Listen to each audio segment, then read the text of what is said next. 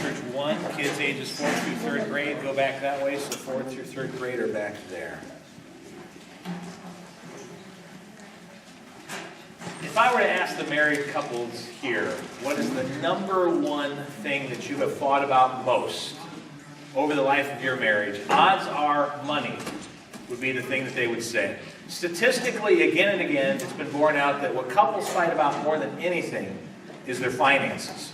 Matter of fact, according to one thing I read, 50% of divorces are caused primarily because of arguments about money. Obviously, there's more things than that, but that is a big source of conflict for many people.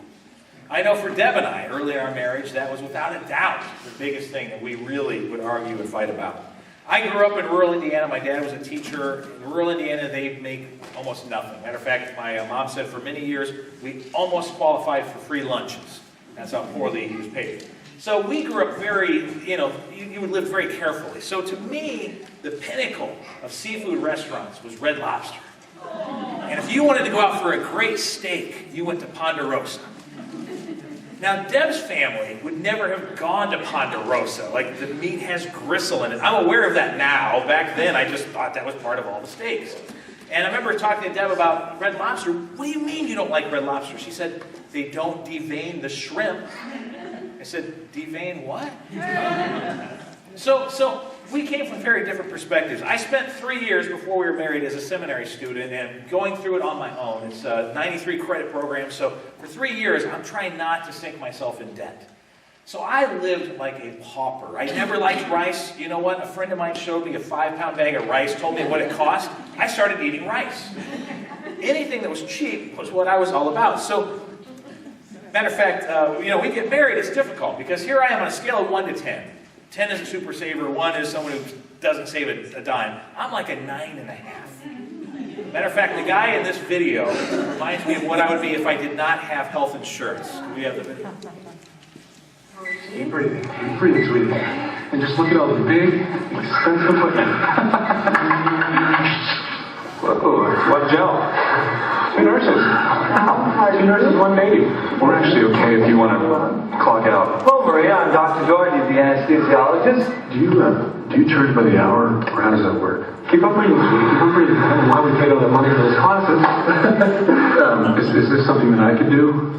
You have a girl? Yeah. Do you need an epidural? I've got some ibuprofen right here. Hello, Tony. Hello, Maria. Your spine. You're about 5 centimeters. We're just throwing money away, aren't we? Just throwing it away. Any questions? I've actually got one. Do you guys know the parking?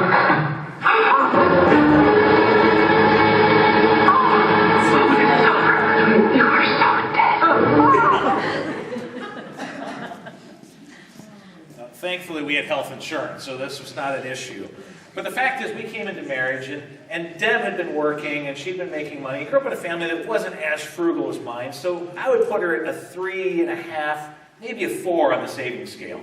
So you get at a 9.5, marrying a 3.5 to 4, and fireworks are going to happen.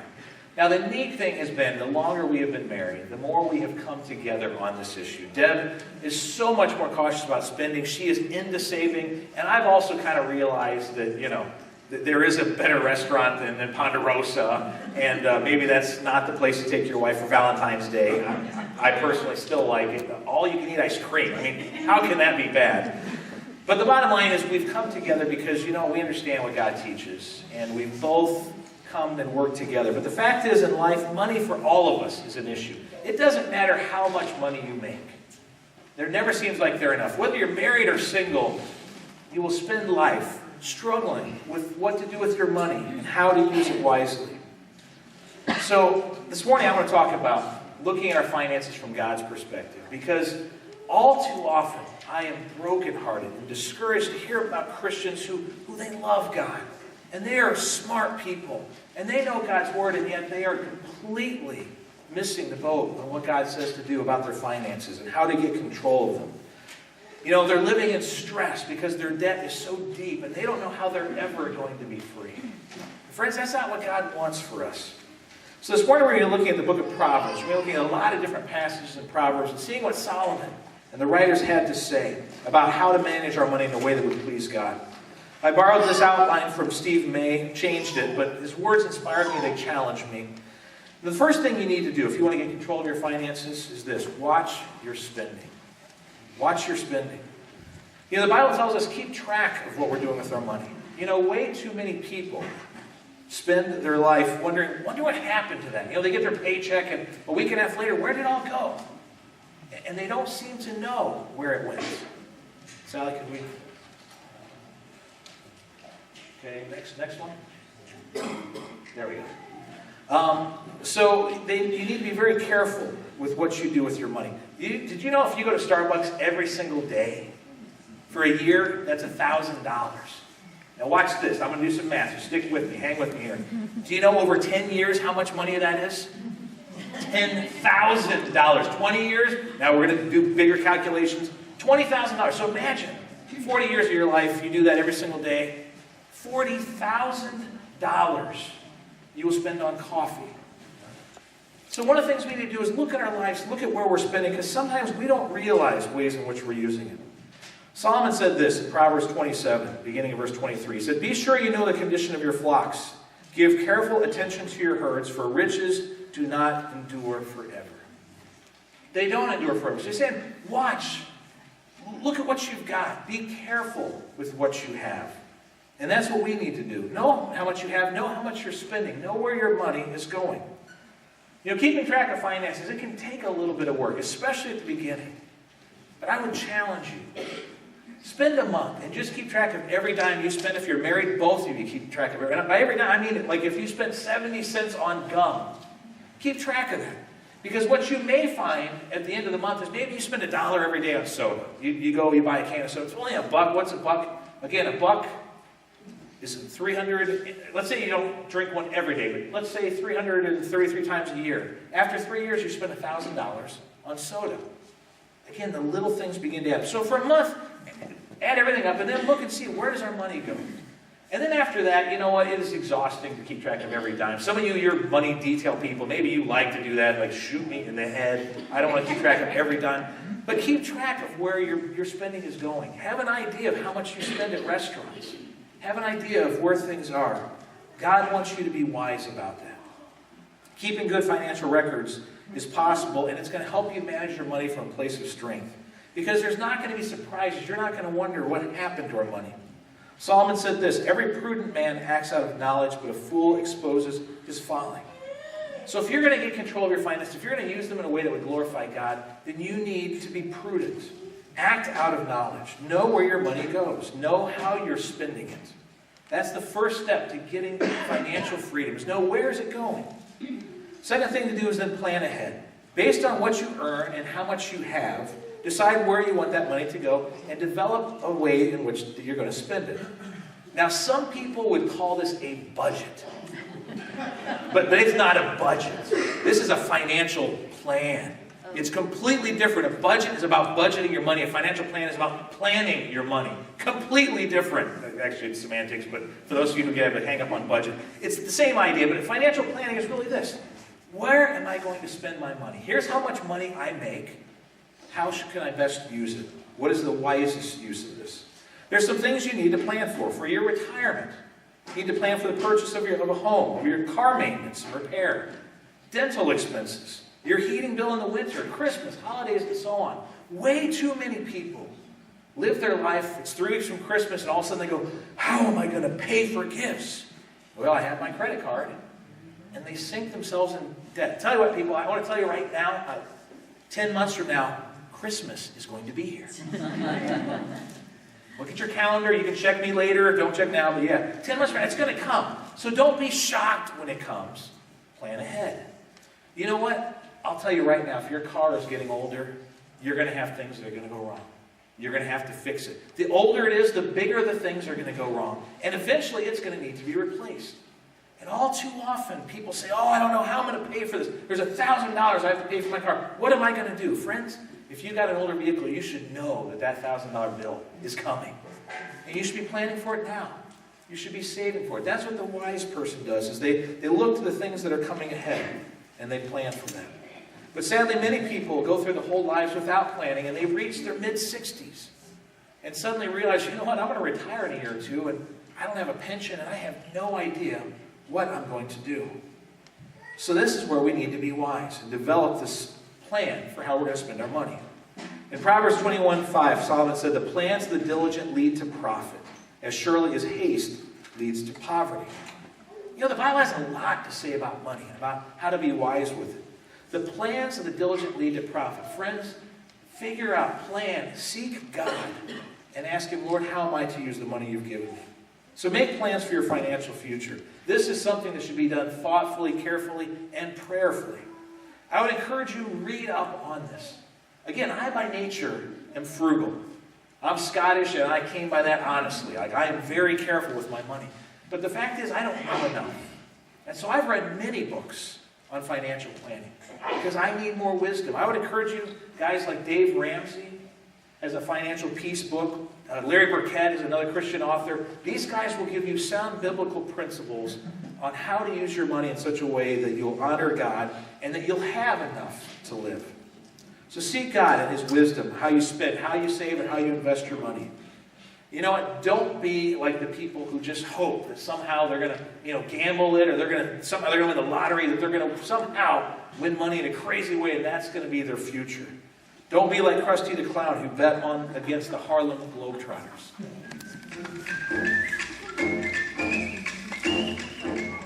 Let me get this straight. You took all the money you made franchising your name and bet it against the Harlem Globetrotters? I thought the generals were due.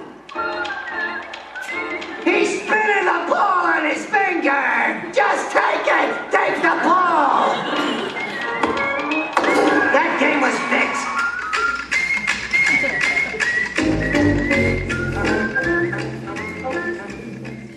The fact is, none of you are going to bet against the Harlem Globetrotters. But some of you have no plan for the future and don't know what you're going to do. So be prudent. Remember the proverb said, every prudent man acts out of knowledge. Make an effort to be knowledgeable about your money and then develop a plan for how you're going to use it. The next thing is save constantly. Just like spending $1 here and there, it will add up over time. Saving $1 here and there adds up over time. It will work. Solomon said this, he who gathers money little by little makes it grow. He who gathers money little by little makes it grow. Some people are like, well, if I can't put $10,000 away, this is only a couple thousand, what am I going to do with that? Friends, you put it away because $1,000 here and $1,000 there, it begins to add up. $100 here, $100 there adds up. $10 here, $10 there, it starts to add up. In the book, The Millionaire Next Door, the authors researched people in the United States who are millionaires based on their net worth. In other words, if they sold their house and took the profit, they sold their vehicles, looked at their assets, they'd be worth over $1 million. What they found was this, the vast majority of millionaires lived in normal houses, in typical neighborhoods. They drove cars that were not luxury, they had no BMWs, no Mercedes. They lived just like average, normal people. Matter of fact, they said most people would never have guessed that they were millionaires because they were careful with their money. And they said that lawyers, doctors, often the professions where you assume that people are wealthy, they said more often than not what they found is these people's net worth was almost nothing. Often they were leasing their cars. So they didn't own it. It wasn't theirs. Their house, maybe they had $1 million home, but they'd only paid off $50,000 of it. So that's worth $50,000. That's what they have. And they talked about the fact that when you live at this high standard, or you want to show off, you want to live a certain way, it makes it so hard to save. And so these people are brilliant. Lawyers, doctors, they are so smart, and yet many of them are so lacking in wisdom. We should not be like that. So begin the habit of putting money away every month. Again, it may seem like a small amount, but over time it will grow. Solomon said this, in the house of the wise are stores of choice food and oil, but a foolish man devours all he has. Today we hear the phrase choice food and oil, and we think it refers to luxury. This is not. The idea is this, that it's kind of a liquid asset. This is something they have, and that they've stored away, they've prepared. One translation says it this way, the wise man saves for the future, but the foolish man spends whatever he gets. So let me ask you, are you wise or are you foolish? The wise man and woman, they plan ahead. The fools spend everything. It says this in Proverbs 6. Well, I love this verse. Go to the ant, you sluggard. Consider its ways and be wise. It has no commander, no overseer or ruler. Yet it stores its provisions in summer and gathers its food at harvest. Saying this, an ant. You guys ever seen ants? You know, that big? How much brain power do you really think they have? And yet the fact is, ants know that when food's there, when things are good, they are working and working, storing away, preparing for winter, preparing for the hard time. If an ant knows enough to do that, then why don't we? Now you may say, I wish I could say, but man, it's just too hard. I got my kids, they like things, and boy, my spouse, they do this and that, and we have all these things we like. Friends, you know what? Again, it comes back to, are you going to honor God? Are you going to be wise? Are you going to save for a rainy day? Because I can tell you right now, the rainy day will come. It will come. Are you going to prepare for it? Are you going to be ready? Of course you have bills to pay. Of course you need to take care of your family. But the fact is, if you're not saving, you need to start saying, Lord, help me. Show me where I can cut. Show me what I need to change in my lifestyle. Because for some of you, in order to save, you're going to have to change your lifestyle. That favorite restaurant that you love, it's really expensive, but once a month you love to go there. You know what? That may need to become 3 times a year you go there. I will tell you this, by doing it 3 times a year, it'll be more special. Deb and I have a favorite restaurant. We do it once, maybe twice a year. When we go, it is special. And so be careful. Start to save. The next thing you need to do then is eliminate debt. This is so important. Proverbs encourages us to eliminate debt. See, no good comes from saddling yourself with deep debt. Now, I'm not talking about a mortgage here to a house. That is the one thing I will say. If you buy a house that is something you can afford, and you can afford the payments, then that is a way in which you're actually gaining equity. But I do want to say this. When Deb and I were looking at buying a house, we could afford about $120,000 more than what we ended up buying. You know, people will be like, are you crazy? Think how much nicer of a house you could have. What we did is we looked at the payments. What's this going to cost us monthly? The other thing, you get a bigger house, guess what? Higher taxes. Any of you pay high taxes? Yeah, we live in New Jersey. You can have a shack. You're going to pay high taxes. Also, the bigger the house, you know what I'm looking at? I got to heat that thing. I've got to air condition that thing. If you know me, the ministry center, I'm frozen all the time because I hate to turn the heat up. I don't like to waste money. So, I know some of you know me, yes. If you see me, I'm always going to be in the winter. I'm always going to have a cardigan. I wear shirts like this. I put a cardigan on, and then I have the thickest down vest that Cabela's sells. It is an outdoor hunting vest. It's down, and that's what I wear all the time. But it saves money. But I want to say this. That was totally not part of my point at all. You got that for free. That wasn't even my notes. I just gave that to you as, I think when Ruthie was praying that if God gave me something extra, I don't know, that was it. But the fact is, when you're looking at buying things, house, whatever, it's not just, what can I buy? It's, what can I truly afford? You know, we need vehicles. If you drive to your work and it's not somewhere you can take the train, then most of us here in New Jersey, we have to have cars. Again, it's not bad to have a vehicle, but what kind of vehicle are you buying, and can you afford it? Is it something within your price range?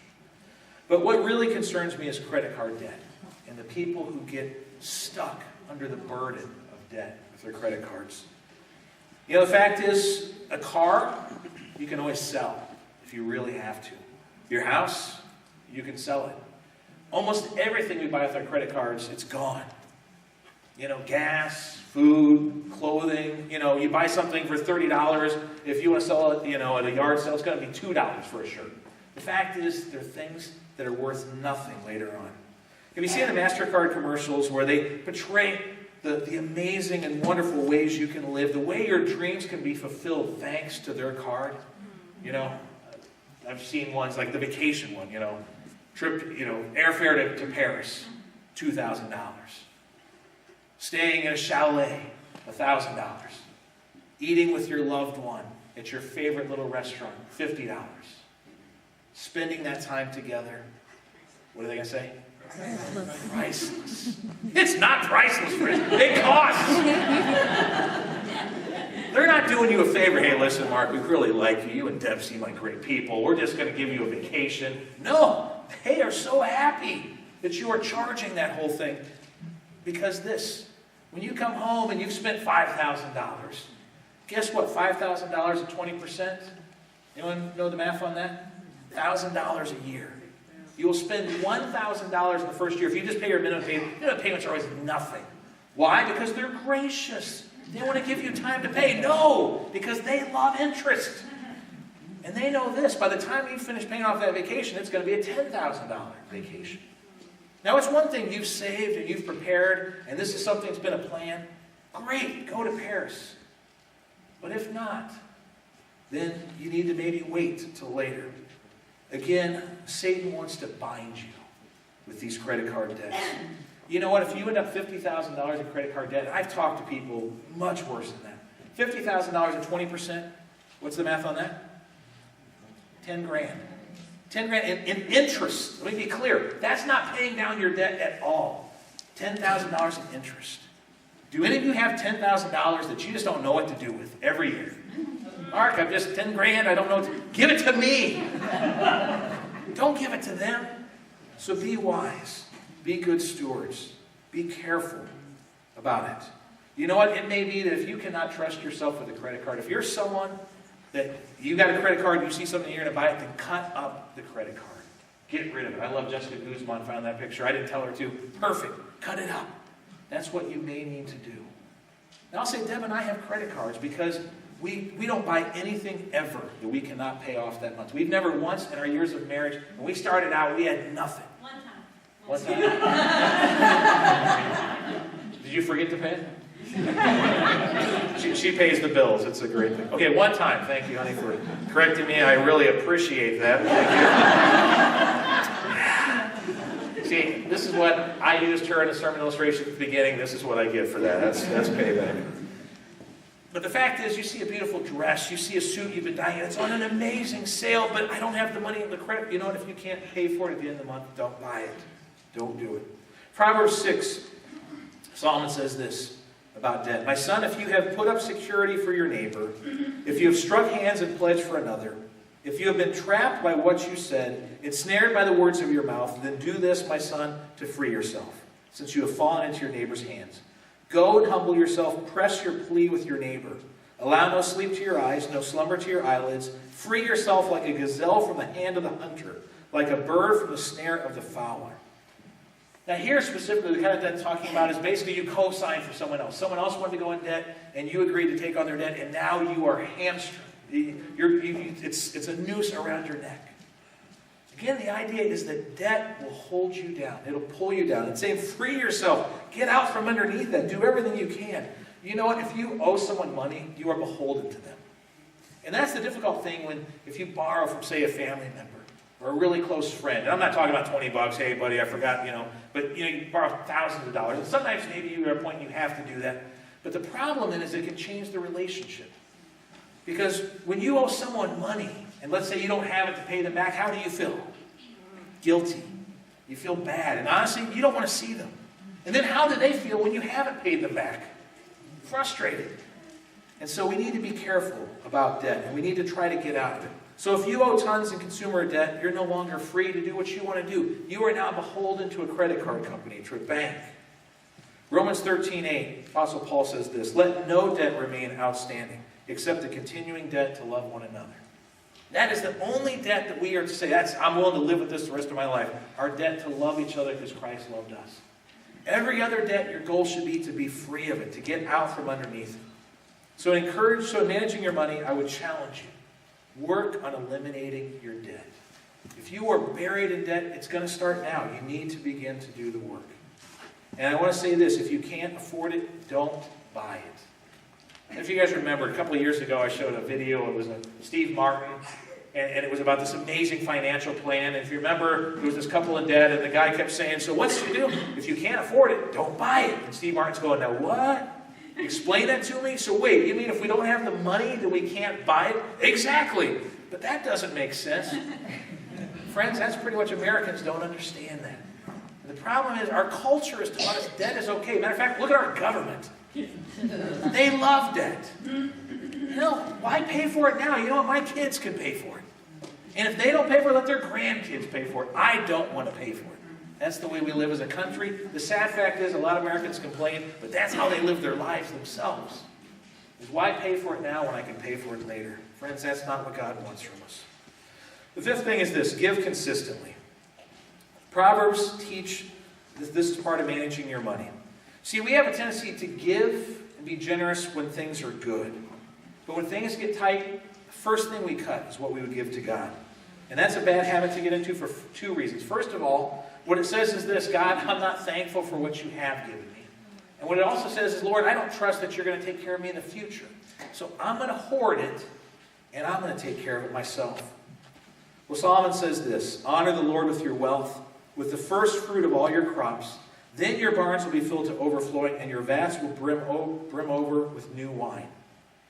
It says, honor the Lord with your wealth, with the first fruits of all your crops. Now, back then, they lived a lot more by faith than most of us have to live. Because most of us have jobs with salaries. We make so much money. Or you're paid hourly, but you know you work 30 hours a week or 40 hours a week, so you can pretty much calculate how much money you're going to have. Back then, you had fields if you were a farmer. And you know what? If it was a great year, you would end up with a lot, and you could sell it. And if it was a bad year, you might end up starving. And so this says you bring your first fruits. You don't wait to see, okay, once I got plenty, now, okay, Lord, here's a little bit on top. It's God gets it first, and then we go from there. Proverbs 11:24 says this: one man gives freely, yet gains even more. Another withholds unduly, but comes to poverty. A generous man will prosper. He who refreshes others will himself be refreshed. In the Bible, there's a direct connection between what you give and what you'll receive. Now, there are dozens of guys on television who will talk to you about giving your money to their ministry because God's going to do an amazing thing if you'll just give it to them. And you know, if you've heard me talk, these guys make me sick. They make Jesus about basically, you give him $10, he's going to give you 100. You give 100, he's going to give you 1,000. Friends, this is not the lottery we're playing. We're giving to God because we love him. But at the same time, I want to tell you this. If you do go to Atlantic City and you play slot machines, how often do they pay back? I've never played slots, honest truth. I've never, but how often? 1 in 3? 1 in 5? Are they a safe bet? No. God is a safe bet. He's promised he's going to pay back. Here's what he says in Malachi 3:10. Bring the whole tithe into the storehouse, that there may be food in my house. Test me in this and see if I will not throw open the floodgates of heaven and pour out so much blessing that you will not have enough room for it. That's what God promises. When we give and are generous to him, he rewards us. Now let me be clear. This is not again, you give 10, you get 100. You give 10,000, you get 100,000. God says blessings. Americans, we hear blessing, what do we think of? Money. How would you like to be blessed with your family? How would you like God to bless your marriage, or your relationship with your children, or your relationship with your roommate, or at work? How would you like to experience God's peace, his presence, his joy? That's the kind of things he gives as we serve him, as we live for him. You know, the proverb talked about the fact that stingy people, it just slips out of their hands. Maybe you've known people like that. They are tight-fisted, and they never give to anyone. And friends, it's a sad thing to see. So, how do we apply this insight? Well, first of all, the Bible's clear that we are to give to the place where God ministers to us. And so, we need to give generously to the church. Deb and I are committed, first and foremost, to giving to this church. Not because I work here, but because that's what God calls us to do. But then in addition, we need to be generous to others. And that's one thing I will say, the people of our church have been unbelievably generous to so many around them. But God calls us to do that. If we see a need, then we reach out, we work, we meet it. The Bible emphasizes we give because God first gave. That we are generous because he was a generous God who gave his son for us. He challenges those who are called by his name then to be givers, even as he is a giver.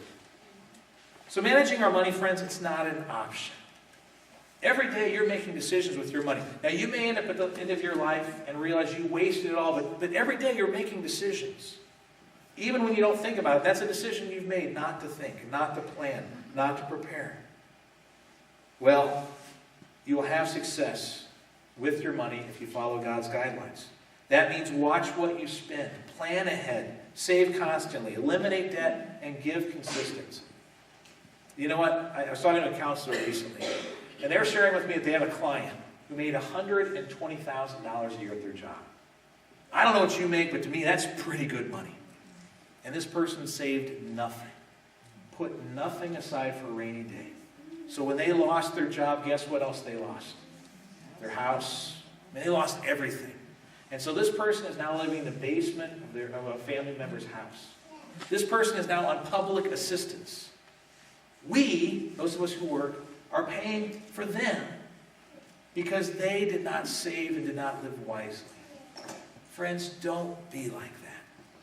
I was talking to one of our leaders this week, and they're sharing with me how God has really been challenging them in the area of their finances. And they're beginning to use their money in a way that would glorify God. They've realized that they're not using it as well as they need to. And friends, God honors that. If you come to him and say, Lord, I need your help, he's going to work with you. So taking control of your finances, realize it's not just going to happen. It's going to take work. It's going to take sacrifice. It's going to take prayer. You've probably heard the saying, the definition of insanity is doing the same thing over and over and expecting different results. Friends, if you're in debt, keep doing what you've done. It's all going to magically disappear. Right? It's just going to be gone. No, you keep doing what you've done. You're just going to keep sending yourself deeper and deeper into debt. And into slavery, because that's what debt is. It is slavery to someone else instead of the freedom to be what God has called you to do. I always say this. Victor Vega, by the way. Victor, raise your hand. Vic's at the back. Victor has worked with many people in our church who have put themselves in difficult places. He'll be willing to give you some help and advice. He doesn't charge. There's not a dime involved. He'll give you some biblical and sound advice. But I want to say this. He's got a great saying, and he says that people often took him years to get into debt. And what he tells them is this: it took you years to get into debt. Don't expect to be out of it tomorrow. See, again, we're Americans. I want a wand to be waved. You know, okay, Jesus, I'm sorry. I put myself in debt. I was a bad steward. Wave your wand, and poof, it's all gone. That's not how it works, friends. You're going to have to change your lifestyle. Things that you may like to do, you maybe won't be able to do that anymore. You'll have to cut back on it. You'll have to begin to make some decisions in order to get out of debt, in order to live in freedom. But if you find yourself trapped by debt, if you find you have nothing in savings, you are not ready for a rainy day. If you find that when you look at retirement, you think, man, good luck. Hope I die before I get to that point. Then you need to ask God for help. Really, it all comes down to this, friends. Jesus Christ wants to make a difference in every area of our life. He wants to make you holy. He wants to give you peace. He wants to give you joy. And he wants to give you the wisdom to use your money in a way that would honor and glorify him. He will help you if you will surrender. And realize this, the money you make, it's not yours. It's his. He's given it to you to use. But where do you want your treasures to be? Do you want to store up here? Or do you want to store up there? Do you want to be paying interest to a credit card company? Or do you want to be generous and spend it the way God would want? The good news is the Lord will help you. He'll give you the insight you need if you will seek him, listen, and then obey. Let's pray. Father, this morning I pray for those who are here, and Lord, they are in financial bondage. And Lord, they have a hard time at night going to sleep because they worry how they're going to pay those debts off. Lord, some of them, they don't even worry about it anymore. They just figure someday it'll all be taken away. Lord, I pray that you will help each of us to see our money as you see it, as a resource to be used wisely for your glory, and also to meet our needs, to meet the things that we have. But Lord, I pray that you'll help us to seek out your wisdom. Father, I pray for those today who are in a stranglehold of debt. Lord, I pray that today would be the day they begin to be set free because they begin to make decisions that will set them free. Because they begin to allow you and your principles to be what guides them. Lord, teach us what our culture does not seem to know, which is that money does not bring happiness. Buying more stuff will not lead to joy. Lord, you are where happiness and joy are found. Help us to seek out you and find in you what we need. And then to live our lives in a way that will bring glory to Jesus Christ our Lord. Father, I thank you so much. You set us free from slavery to sin. I pray now, Lord, that you'll set those who are in slavery to debt free. And Lord, help those, maybe they've been wise, they're not in debt, but Lord, they're not saving. Or they're not giving. Lord, speak to them today about about using their money in a way that brings glory to Christ. And I'd ask all this in his holy and precious name. Amen.